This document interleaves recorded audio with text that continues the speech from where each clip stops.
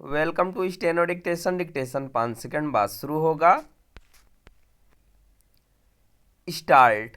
Supreme court के मुख्य न्यायाधीश बी.आर. गवई ने अनुसूचित जाति आरक्षण में क्रीमी लेयर के सिद्धांत को लागू करने की आवश्यकता को लेकर जो विचार व्यक्त किए वे नए नहीं हैं। वे इसके पहले भी ऐसा कह चुके हैं।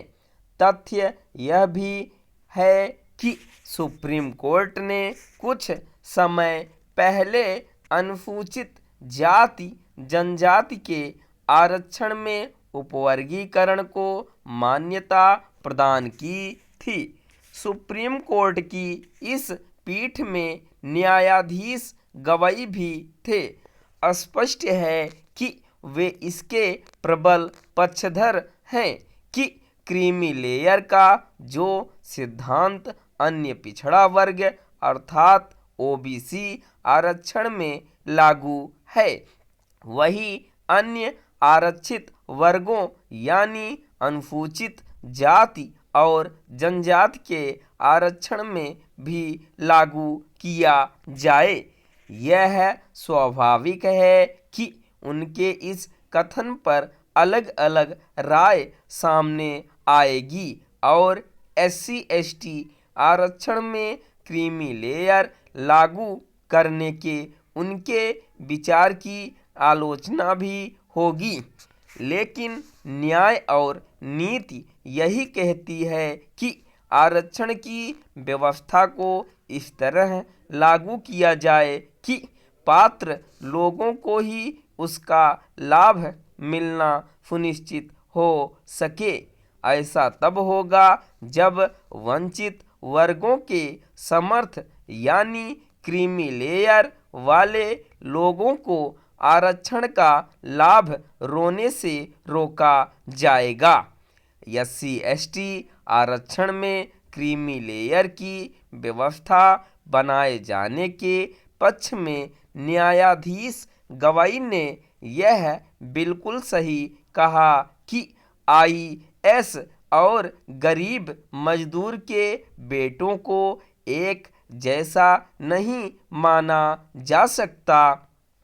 यह ध्यान रखा जाना चाहिए कि आरक्षण का उद्देश्य वंचित एवं पिछड़े तबकों के उन लोगों के उत्थान के विशेष प्रयत्न किए जाना है जो वास्तव में सामाजिक रूप से पिछड़े हुए हैं।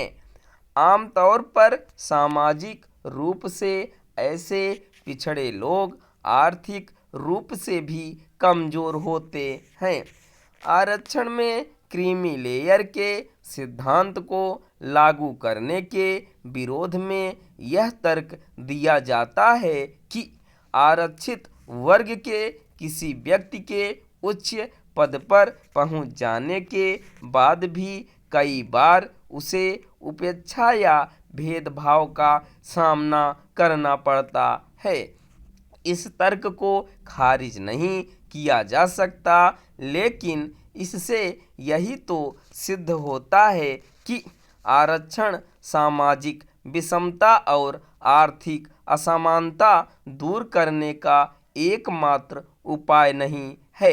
इसकी अनदेखी नहीं की जा सकती कि देश में कमजोर वर्गों के तमाम लोग बिना आरक्षण सामाजिक आर्थिक रूप से सक्षम बने हैं।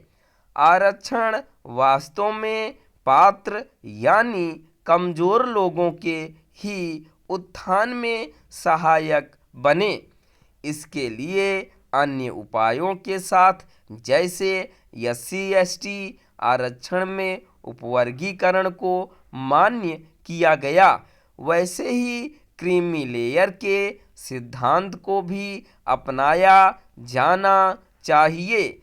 इसी क्रम में यदि आरक्षित वर्गों के वे समर्थ लोग जो आरक्षण का लाभ लेकर उच्च पदों पर पहुंच चुके हैं स्वेच्छा से उसका परित्याग करें तो सकारात्मक माहौल का निर्माण होगा और मुख्य न्यायाधीश ने जो विचार व्यक्त किए उन्हें और बल मिलेगा।